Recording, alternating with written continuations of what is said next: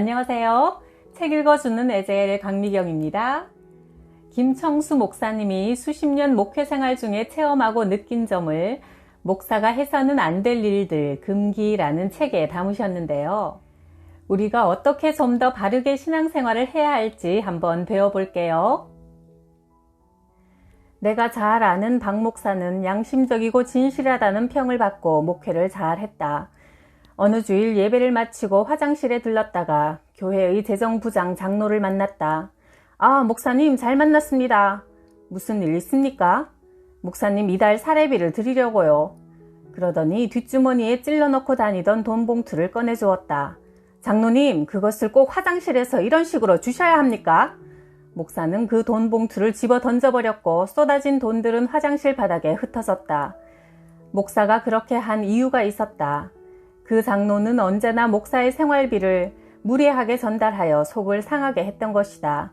어떤 때는 다 구겨진 헌 봉투에 담아오기도 하고 어떤 때는 여러 사람이 있는 데서 마치 자기 돈을 주는 것처럼 생색내며 전하기도 하고 어떤 때는 목사 사모에게 돈을 주면서 사모님이 살림을 알뜰하게 잘 하셔야 부자로 사십니다 말하기도 했다.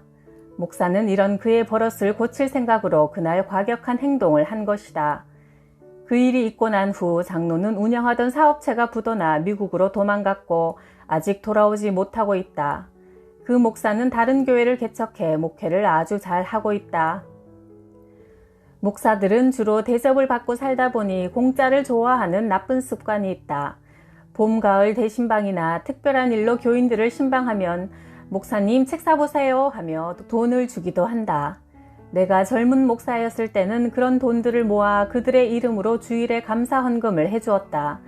그러나 나이가 들면서 내 주머니에 넣는 일들이 잦아졌다. 그런데 한 가지 아주 못된 생각이 나를 서서히 속물 목사가 되게 했다. 신방을 했는데 사례를 하지 않으면 섭섭한 생각이 들기 시작한 것이다. 특히 장례식이나 결혼 주례를 해주었는데도 입을 씻고 모른 채 하면 고약한 사람들이라고 생각했다. 내가 병원에 입원한 환자 성도를 방문할 때는 기도해준답시고 빈손으로 가면서 내 병문안을 온 성도가 위로금이나 선물을 가져오지 않으면 서운해했다. 그러다가 나는 이상한 목사 한 사람을 만났다. 내 오랜 친구인 옥하는 목사가 우리 아들 결혼 주례를 해주었다. 그가 담임하는 사랑의 교회는 결혼하는 사람이 너무 많아 옥 목사에게 주례를 받는다는 것을 큰 영광으로 여긴다는데 옥 목사는 친구의 자식이라고 그 바쁜 와중에도 결혼 주례를 쾌히 승낙해주고 넘치는 축복을 우리 자녀들에게 빌어주었다. 식이 끝난 후 나는 그에게 아주 작은 정성을 담아 봉투를 건네주었다. 그랬더니 옥 목사는 손을 거세게 저으면서 이게 먹고 필요 없다 가져가라 며 거절했다. 주머니에 찔러 넣어주려는 나를 확 밀치며 너 그러면 앞으로 안 본다 라며 화난 척 했다. 나는 그가 친구 일이라 거절하는 줄 알았는데 나중에 알고 보니 그는 어느 누구에게도 그런 사례는 받지 않으며 오히려 상당히 많은 금액의 축하금을 보낸다는 사실을 알고 그의 목회가 왜 그렇게 빛나는지 짐작되었다. 친구 목사가 결혼 기념일이 되어 부부 동반 여행을 했다. 둘만의 오붓한 시간을 즐기기 위해 교인들에게는 기도원에 다녀온다고 했다. 그리고 휴대폰도 가져가지 않았다. 오로지 둘만의 행복한 시간을 보냈다. 그런데 교회에서 일이 생겼다. 젊은 집사가 갑자기 교통사고를 당해 죽은 것이다. 교회에서는 목사를 백방으로 찾았으나 도무지 찾을 수 없었다. 그래서 할 수 없이 부목사의 주관으로 장례를 치렀다. 교인들은 우리 목사님은 어디 기도원을 가셨을까? 얼마나 기도를 열심히 하시느라 전화기도 안 가져가셨을까 의아해했다. 목사가 돌아왔다. 목사 부부는 아차 하고 경악했다. 큰 실수를 한 것이다. 장로들이 목사 부부의 행적을 밝혀냈다. 그리고 거짓말하는 목사는 우리 교회에 필요 없습니다 말했고 목사는 교회를 사임할 수밖에 없었다. 내가 신학교 다닐 때 여름이면 늘 슬리퍼를 질질 끌고 다니던 동료가 있었다. 그는 목사가 되어서도 여름이면 짧은 바지를 입고 소매 없는 러닝셔츠를 입은 채 자기 집에 성도가 찾아올 때도 그런 차림으로 맞이했다. 그런데 그 친구가 어느 날부터 그런 옷차림과 몸가짐을 완전히 바꾸었다. 이유인즉 꿈에 주님이 나타나셔서 그를 몹시 책망하셨단다. 너는 나의 일꾼답게 품위 있는 옷을 입고 흐트러진 몸가짐을 바로 하라. 하나님은 출애굽기 28장에서 이스라엘 백성에게 말씀을 가르치고 그들을 대신해 제사를 드리는 제사장들에게 정해진 옷을 입고 임무를 수행하도록 명령하셨다. 그리고 그 옷을 사람을 거룩하게 하는 옷이라 말씀하셨다. 목사가 강단에서 가운을 입는 것이나 성가대가 성가대복을 입고 찬양 드리는 것도 같은 의미가 있다. 이 시대의 목사를 구약의 제사장과 동일하다고 할 수는 없지만 앞에서 지도하는 사람은 그에 어울리는 단정한 옷차림과 몸가짐으로 은혜를 끼칠 필요가 있다. 나는 목회하면서 돈 때문에 많은 고난을 겪었다. 교회를 개척하고 얼마 안 되어 예배당 건축을 시도할 때 필요한 자금은 터무니없이 부족하고 교인들 중에 이 문제를 해결할 사람이 없어 할 수 없이 상호 신용금고에서 높은 이자를 주고 상당 액수의 돈을 빌려 교회를 지었다. 그러나 교회는 생각대로 성장하지 않았고 빌려온 돈을 갚을 길이 막막했다. 이자도 제때 주지 못하자 은행에서는 빨간 색깔의 최고장을 보내기 시작했다.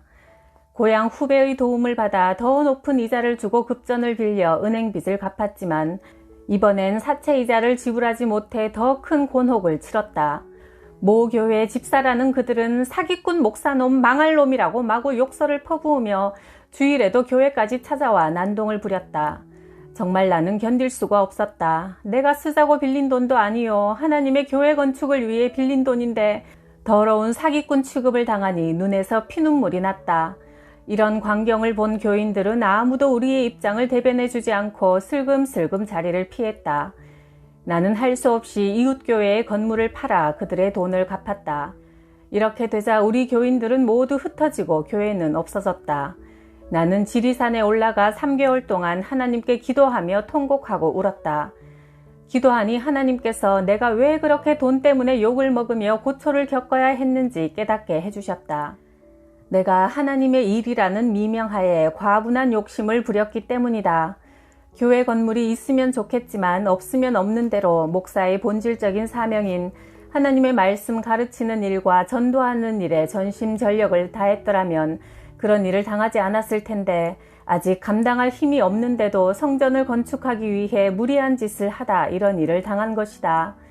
교회 집사들도 아직은 때가 이르다며 건축을 반대했지만 나는 늘 건물이 있어야 교회가 크게 성장할 수 있다고 생각했기 때문에 성전 건축에 남다른 애착을 가지고 밀어붙였다.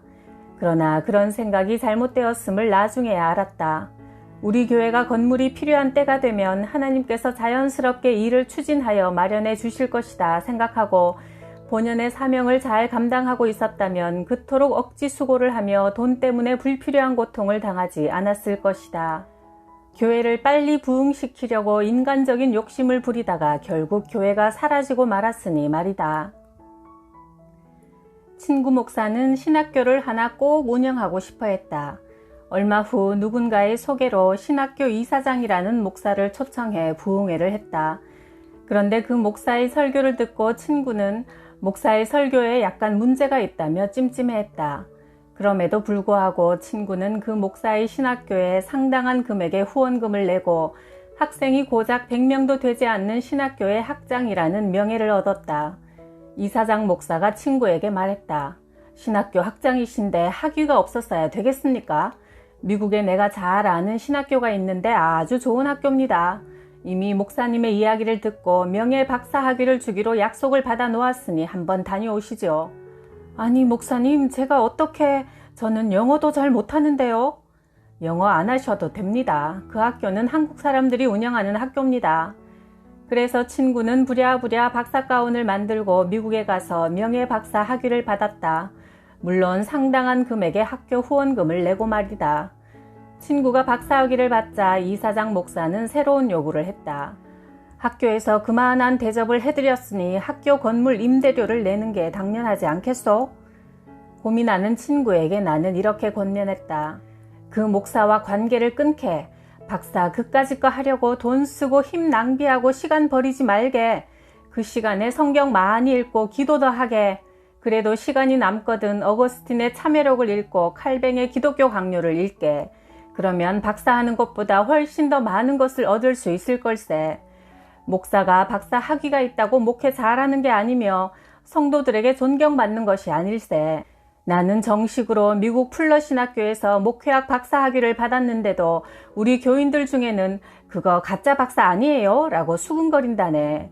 교인들은 목사가 지식 자랑하는 설교 듣고 은혜 받지 않네. 목사가 오직 예수님 자랑하고 십자가 자랑하고 하나님 은혜를 경험한 것을 자랑할 때 그 목사를 존경하고 사랑한다네. 그래도 그는 박사학위와 신학교 학장 자리에 미련이 남아 어느 집사에게 간청하여 1,000만 원을 헌금받아 학교 운영비를 냈다. 친구는 늘 피곤하고 가슴과 머리가 아프다고 호소하더니 어느 날 갑자기 쓰러져 반신불수가 되어버렸다. 그는 목사직도 학장직도 다 내려놓고 병과 싸워야 하는 신세가 되고 말았다. 그 친구는 잘 나갈 때 언제나 총회에서 힘있는 목사들만 초청하여 자기 교회에 세웠고 힘없는 우리 친구 목사들은 한 번도 부르지 않았다. 그렇게 권력과 명예를 얻으려고 애쓰더니 결국 그는 그 모든 것을 잃고 쓰러졌다. 강단은 하나님이 목사에게 맡기신 참으로 신성한 곳이다. 그 강단에서 목사는 오로지 순수하게 하나님의 말씀을 성도에게 전해야 한다.